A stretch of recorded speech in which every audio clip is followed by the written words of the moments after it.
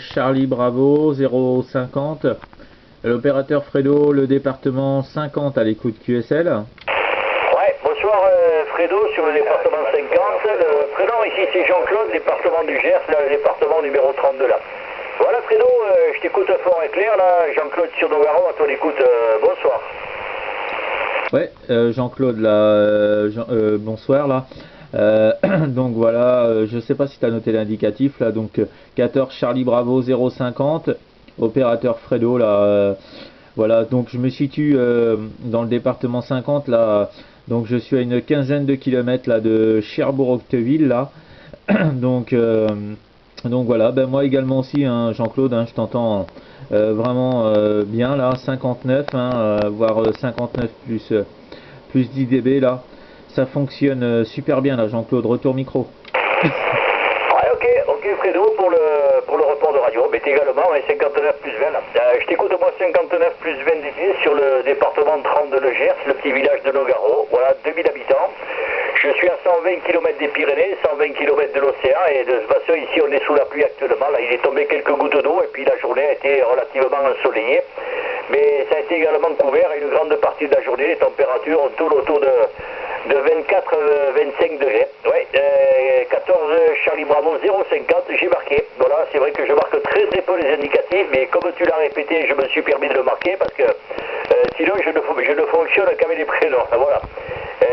Donc moi-même je n'ai pas d'indicatif, donc j'utilise simplement les prénoms, mais bon après, quand je rencontre les stations plusieurs fois, je me souviens, disons, d'avoir fait contact avec. Voilà Fredo, du côté de Cherbourg, moi le village où je suis c'est Nogaro, 2000 habitants là, Roger, Fredo.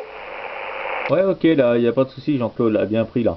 donc ok là, bah, ça fonctionne bien, hein. Ça fonctionne bien là, Jean-Claude, il n'y a pas de souci. Donc pour moi ici les conditions là de trafic là, je suis avec un Alenco DX SR8 pardon, avec son micro d'origine là, le EMS 64 là, et une antenne Skyper là, 3 éléments à 6 mètres du sol là. Voilà pour les conditions de trafic, Jean-Claude. Et autrement, bah, le WX ici, nous en Normandie, tempête de ciel bleu. Et puis là, actuellement, là, il fait 23 degrés là encore ce soir là. Donc, ma foi, il fait bon, hein. On a aussi de bonnes températures là, ici en Normandie là. Voilà, Jean-Claude, retour micro. Ok Fredo, là, pas de problème là, la modulation est de très bonne qualité, dans l'Enco fonctionne très bien. Voilà, la Skyper c'est toi qui l'as faite là, je pense que je suppose que c'est le 3 éléments. C'est toi qui l'as fabriqué Fredo ou tu l'as acheté? Jean-Claude, là, non, je l'ai acheté, hein. Je l'ai acheté à comment 31 Romeo India 001 José là, sur le Portugal, hein.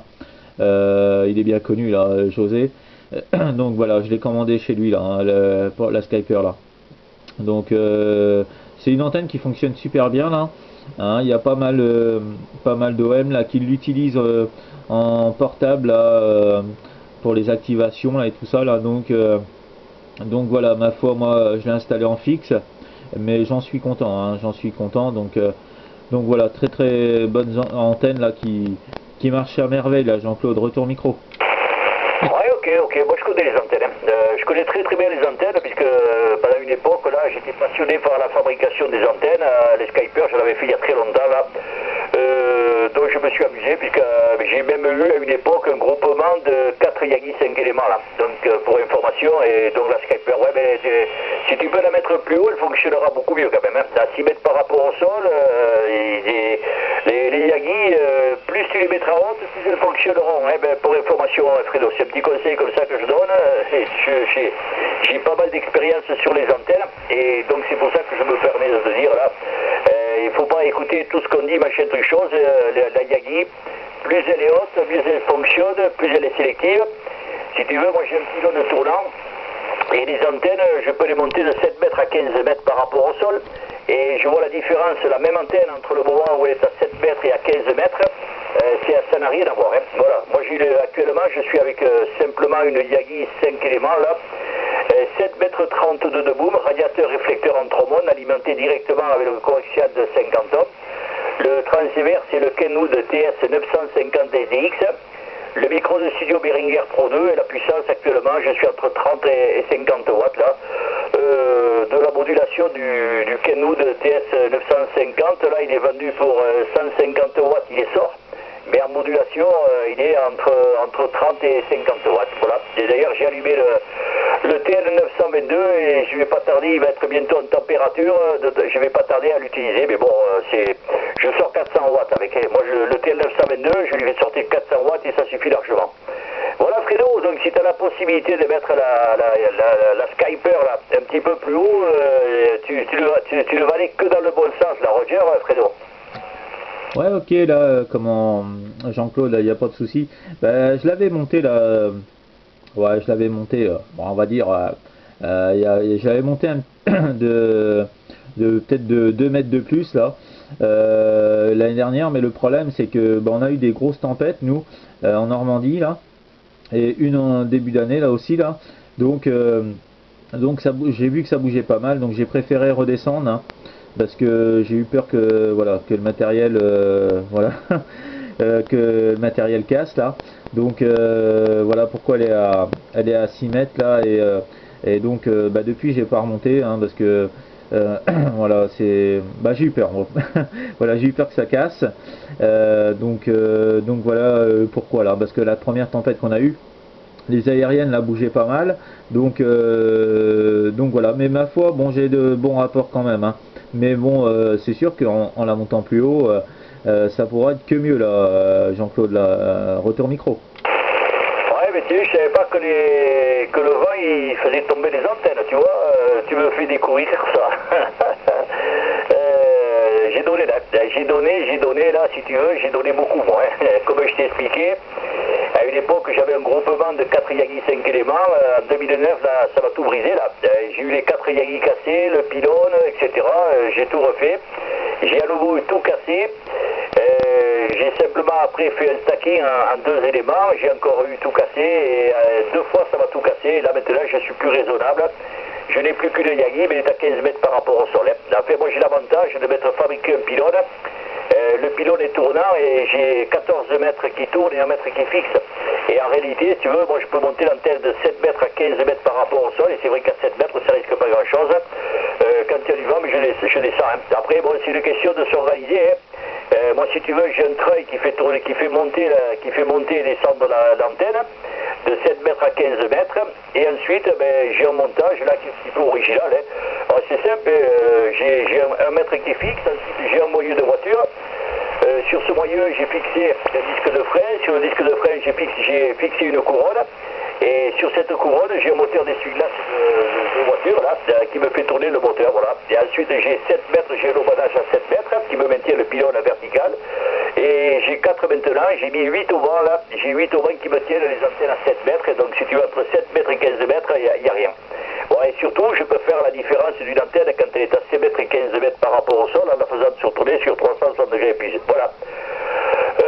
Voilà, donc j'ai donné, et puis en plus le vent, là, il arrive quand on ne s'y attend pas. Les coups de vent en général, c'est la nuit. Alors je peux te dire le nombre de fois où je me suis levé à 2 h du matin, 3 ou 4 h du matin sous la pluie pour aller descendre les antennes avant qu'elles tombent.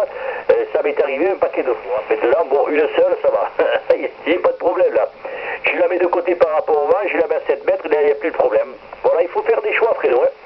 Et il faut faire des choix à partir d'un certain moment, soit un esclave de l'antenne, soit à la fois à 6 mètres et le tranquille, la Roger, Fredo. Ouais, ok, là, Jean-Claude, bah oui. J'ai vécu ça aussi là, pendant les 3 tempêtes là. Bah, je dormais pratiquement pas de la nuit là, puis je surveillais les aériennes là, le matériel, tout ça. Voilà, on regardait voir si ça bougeait pas, hein. Donc voilà. Bah ouais, bah par la suite, hein, je remonterai ça, mais bon, pour l'instant, bon, à 6 mètres là, j'ai de bons petits contacts là, et bon, bah après, ma foi, hein, c'est pas après la remontée, après ça peut se faire là, avec le temps là.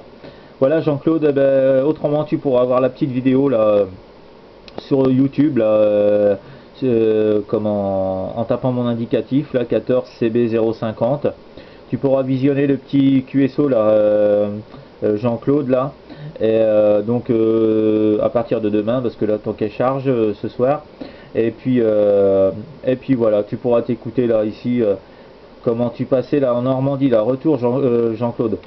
D'accord, ok, pas de problème là, pas de problème pour le passage de la vidéo. Voilà Fredo, ouais, donc enfin il y a des choix à faire effectivement. Hein. Il y a des choix à faire et puis il ne faut pas être esclave des antennes, mais bon, une chose qui est sûre, il faut prévoir s'organiser. Moi j'ai mis un peu plus d'un an pour concevoir le pylône que j'utilise. Hein. C'est vrai que le fait d'avoir un pylône tournant, etc., c'est quand même un gros avantage, et puis après on est tranquille. Maintenant, bon, il faut être bricoleur, il faut s'agiter un petit peu, comme on dit, et puis voilà. Enfin, bon, bref, peu importe.